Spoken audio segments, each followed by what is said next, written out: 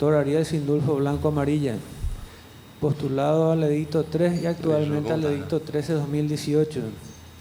45 años de edad, nacido el 21 de octubre de 1972, egresado a la Universidad Nacional de Asunción, doctor en Ciencias Jurídicas por la Universidad Americana con la tesis doctoral El Estado como expresión unívoca y equívoca, legitimación procesal del Estado, calificación distinguido, ejercicio de la profesión por 20 años, ejerce la docencia en la Universidad Nacional de Asunción.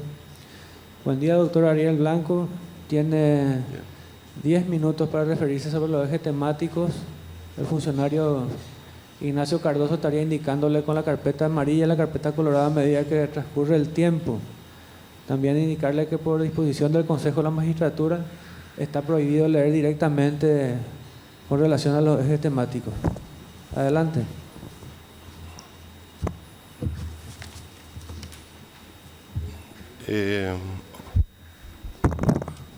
Buen día a los señores miembros del Consejo y al Tribunal de Honor. 46 años tengo, doctor, no 45. Bueno, me voy a referir un poco a los ejes temáticos de los cuales fuimos notificados. Y el primero de ellos es el rol del Poder Judicial en un Estado de Derecho, ¿verdad? Para empezar sobre este punto, antes que nada, debemos referirnos a lo que es un Estado de Derecho, ¿verdad? Que consiste en el dictado de reglas y normas que establece el Estado para relacionarse con los individuos e incluso entre los mismos órganos del Estado. Esto aparece en tiempos bastante de antaño, ¿verdad? Cuando el Estado era bastante arbitrario. Entonces se dispuso poner reglas de convivencia que finalmente son las que están contenidas en una constitución, en las leyes y en las reglas de convivencia de una sociedad, ¿verdad? En este sentido, el rol del Poder Judicial es trascendental, ¿verdad? Y actualmente o en estos tiempos se sostiene que un magistrado o un juez no puede estar apartado de la realidad social a la hora de dictar los fallos, ¿verdad? Necesariamente el mismo debe estar involucrado en la realidad de la sociedad en la cual él se desenvuelve, a los efectos de tener una mejor justicia. En definitiva, el rol del Poder Judicial es de carácter universal, porque el Poder Judicial no puede estar distinguiendo por raza, religión, capacidad económica, cualquiera sea la condición a la hora de impartir justicia a los ciudadanos habitantes de la República. En este sentido, tenemos que tiene dos ejes fundamentales: el de administrar justicia y el de controlar la constitucionalidad de los actos de los órganos estatales incluso, ¿verdad? Y eso es, desde mi punto de vista, fundamental en un Estado social de derecho para que el mismo funcione y se articule en beneficio de los ciudadanos, ¿verdad? Un poco un resumen considerando el tiempo del que disponemos. En cuanto a la percepción de la administración de justicia,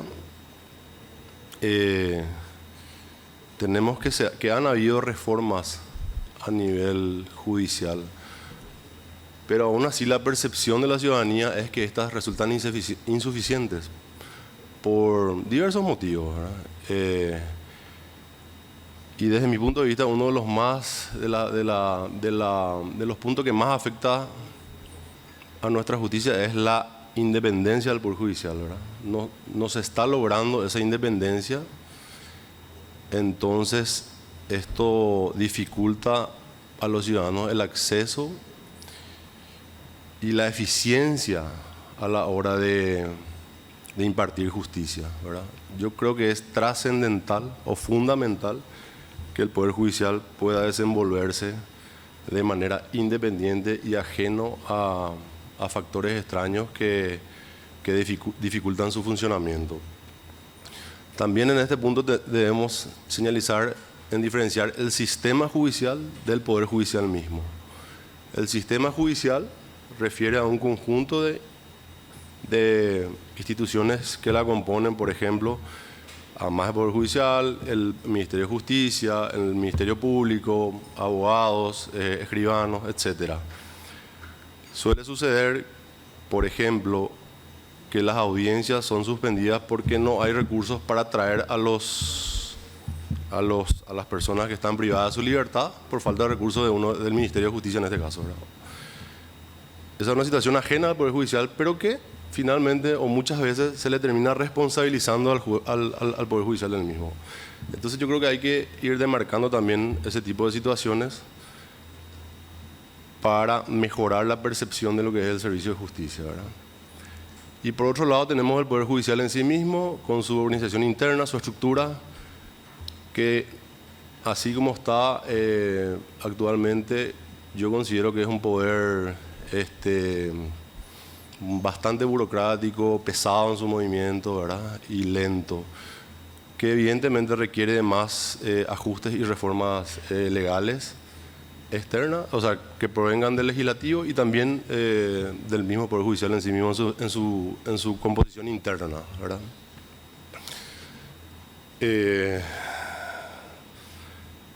Esto lo que hace es transmitir una falta de confianza en la ciudadanía, ¿verdad? El ciudadano no está confiando en el sistema de justicia. Y yo creo que tanto desde adentro del mismo Poder Judicial, eso se puede mejorar con acciones que deben tomarse, correctivas por supuesto, desde el punto de vista legal y desde el punto de vista de la infraestructura.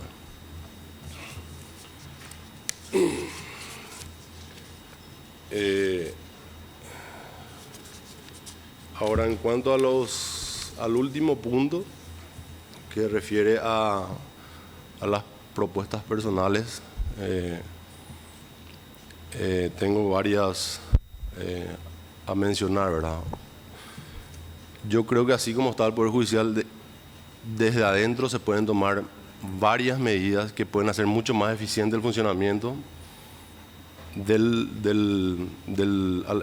para que el servicio de justicia llegue. Una de ellas es, creo yo, poner un órgano intermedio o un consejo o desconcentrar las funciones de la Corte, ¿verdad? Porque actualmente tiene muchas funciones, entonces ya no es como que está sobrepasada. Entre las circunscripciones judiciales y la Corte. Entonces este órgano tendría ciertos niveles de decisión propia, por un lado, y otras que debería poner a consideración la Corte para su confirmación o no, ¿verdad? Entonces vas desconcentrando las funciones de la Corte y alivianando la carga y permitiendo que se dedique al área jurisdiccional, que es lo principal, ¿verdad?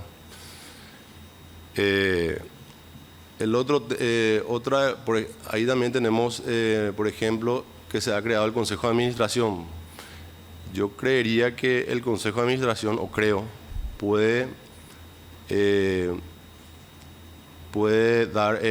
tramitar sumario administrativo de los funcionarios, ¿verdad? Porque actualmente el Consejo de Superintendencia es el que hace ese tipo de trámite. Y ciertos tipos de sanciones determinar por sí solas.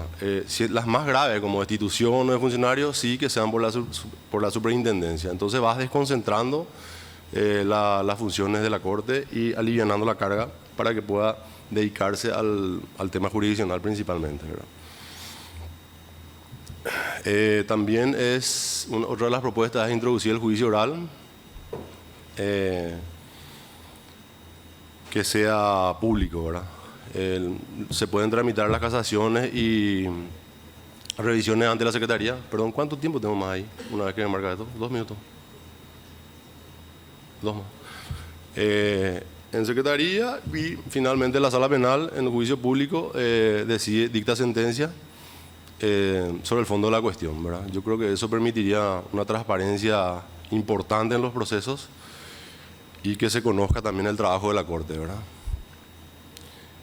También la capacitación de funcionarios eso sí es un tema demasiado importante porque en muchos juzgados o los jueces muchas veces tienen problemas por incapacidad de sus funcionarios.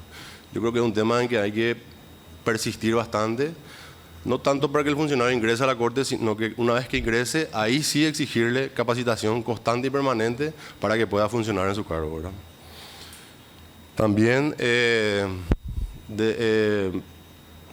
definir el tema de cuando los camaristas integran la Corte por inhibición de esto. O sea, justamente en estos días hubo un problema por una causa, entonces no se sabe si llevarlo a juicio político o que vayan al jurado, ¿verdad? Creo que es un problema importante. El otro tema es establecer 3 ministros suplentes para justamente liberarle a los camaristas, uno por sala, en caso de inhibición de todo, que integre o de uno de ellos, perdón, para no cargarle a los camaristas de primera mano con más trabajo, ¿verdad? Y la causa siga definiéndose en la Corte, ¿verdad? Con los integrantes naturales, sean titulares o suplentes, ¿verdad?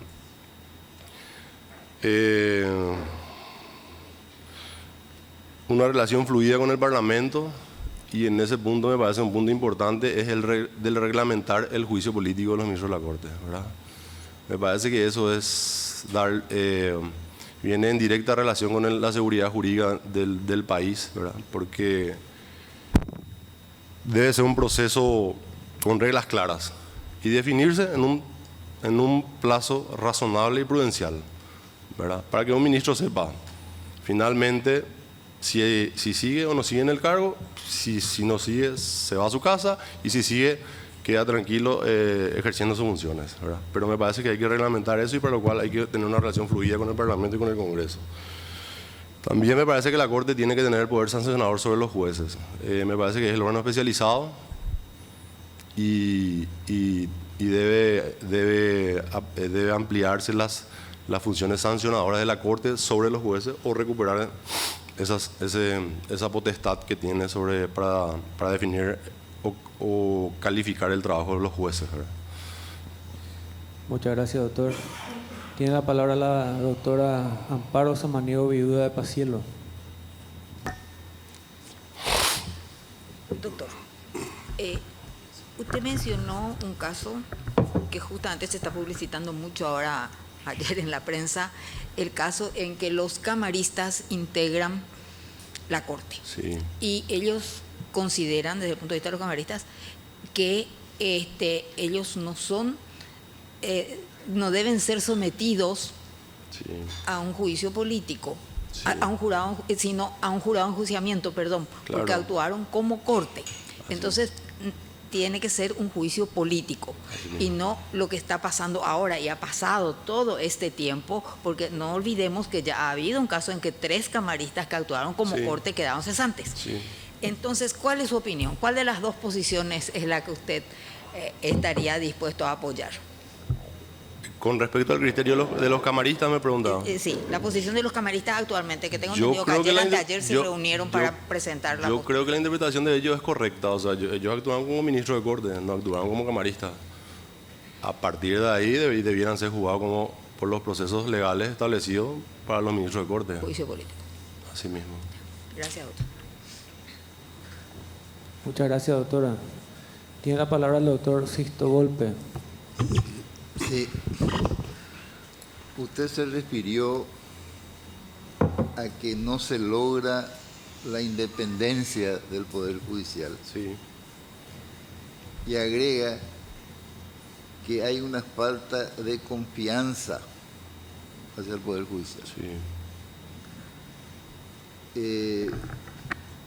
No sé, y se refirió a algunas propuestas que tiene, pero no creo que con las propuestas que hace se pueda lograr la independencia del Poder Judicial. ¿Qué propone para la independencia del Poder Judicial y para que la gente recupere la confianza en el Poder Judicial?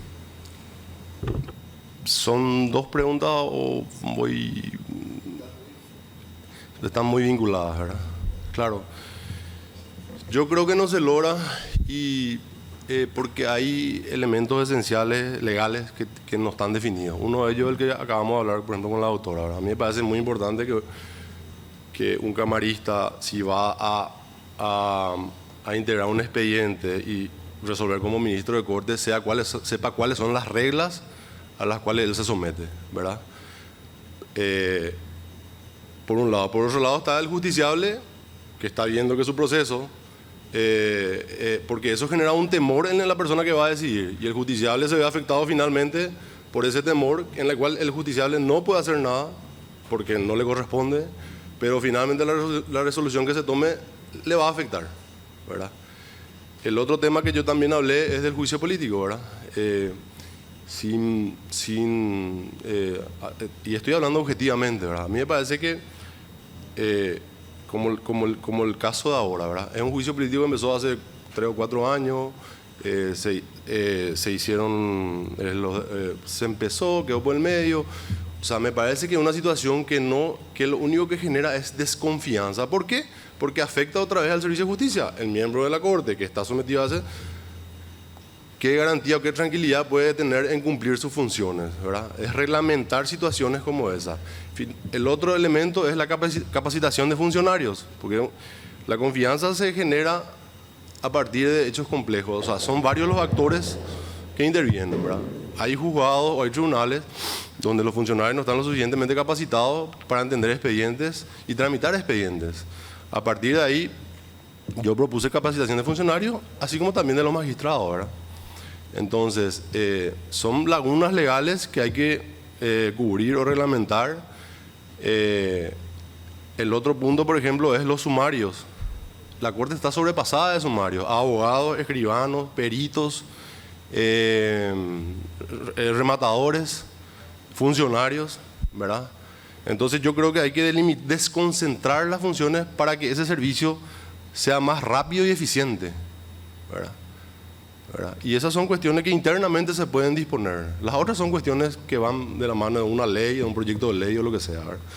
Pero estas son cuestiones que internamente se pueden disponer y pueden hacer que el servicio sea más eficiente y te genere más confianza, porque la mora es la que genera la desconfianza. Y el último punto era la transparencia de juicios orales, ¿verdad? Donde uno va a poder ver y participar en lo que se decide y no estar detrás del escritorio, ¿verdad? O fuera de la oficina, perdón. Muchas gracias, doctor. Vuelve la palabra a la doctora Amparo Samaniego, viuda de Pacielo. Por lo menos a mí nos preocupa a todos los profesionales en general. Sí. Es el tema de esa concentración de la Corte y sobre todo en cuanto a la capacidad que tienen de poder realizar eficientemente su trabajo, sí, con los 50.000 matriculados que, sí, en este momento se tiene. Entonces, ¿qué piensa usted de la colegiación?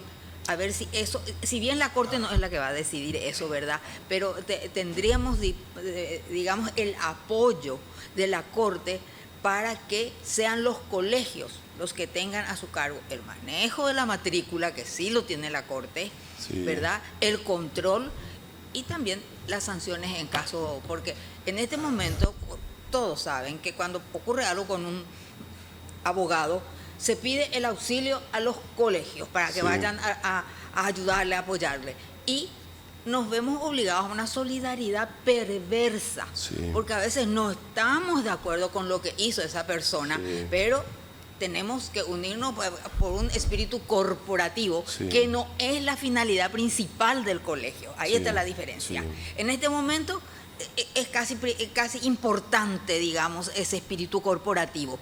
Pero si es un colegio realmente, ese no va a ser el punto principal, sino el servicio a la sociedad, el, sí, buen servicio a la sociedad de los abogados que integran el colegio. Volvemos otra vez, o sea, yo creo que en ese punto hay que desconcentrar el trabajo de la Corte y buscar un sistema de cooperación a través, no sé, a través de un convenio, con los colegios, que le permita al colegio evaluar la conducta de ese profesional y tan solo poner a disposición de la Corte la decisión final. Pero el trámite se ahorra a la Corte, ¿verdad? O sea, es un proyecto intermedio. La otra es buscar una ley directamente que disponga de eso, ¿verdad? Lo cual a veces tiene sus tejes y manejes o sus complicaciones o lo que sea, ¿verdad? Pero Por eso yo digo que desde adentro se pueden hacer muchas cosas y una de ellas es hacer un trabajo coordinado con los colegios y que ellos estudien la actuación del colega y pongan a disposición de la Corte una recomendación tal o cual la Corte ratifica o no. Pero yo creo que va a desconcentrar y va a ayudar porque hay montones y montones de sumarios a colegas que están en trámite y que no pueden finalizar o más todavía si somos abogados que complica un poco más el trámite, ¿verdad? Entonces, yo creo que es un punto importante a partir desde la situación en que estamos y que en esa situación yo creo que se puede hacer eso, ¿verdad? Y para finalizar en años posteriores con la colegiación, ¿verdad? Muchas gracias, doctor. Tiene la palabra el doctor Cristian Kriskovich. Buen día, doctor Ariel. Buen día. Hablaste de la necesidad de que la Corte Suprema de Justicia recupere su potestad disciplinaria sobre los jueces. Sí. Eso pasa evidentemente por una reforma constitucional, claro, porque nuestro diseño constitucional estableció un órgano extrapoder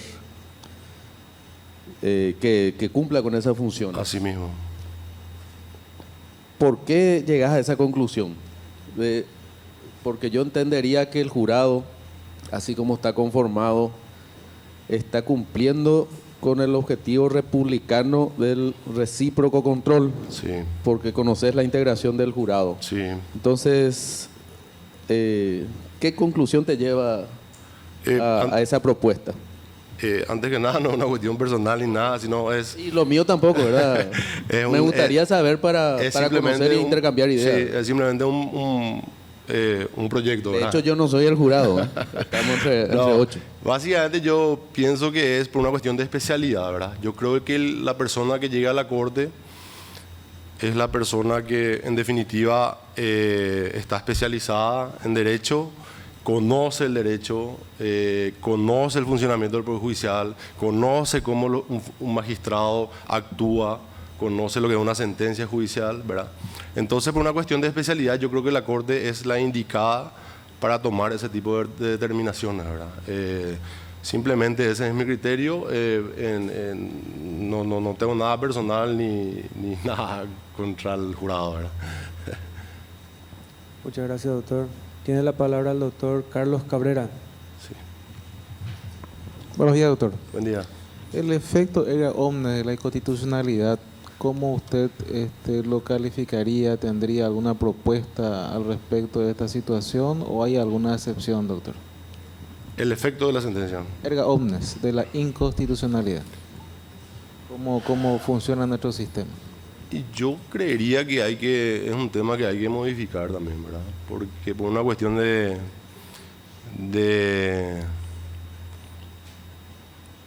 seguridad jurídica, de economía procesal, ¿verdad? Yo creo que hay que analizar si esos efectos pueden ser un poco más amplios, ¿verdad? Soy de ese criterio, ¿verdad? Respeto la normativa que tenemos actualmente respecto de la acción, ¿verdad? Pero si respondiendo a tu pregunta, yo creo que hay que ampliar esos efectos, ¿verdad? En cuanto a los efectos al alcance de la sentencia, ¿verdad? En cuanto a eso. Muchas gracias, doctor. Vuelve la palabra a la doctora Amparo Samaniego Viuda Paciela. Sí. Dígame, entonces usted es partidario de una reforma constitucional. Sí. Porque efecto erga omnes solo con una reforma. Claro, son propuestas, ¿verdad? Así mismo.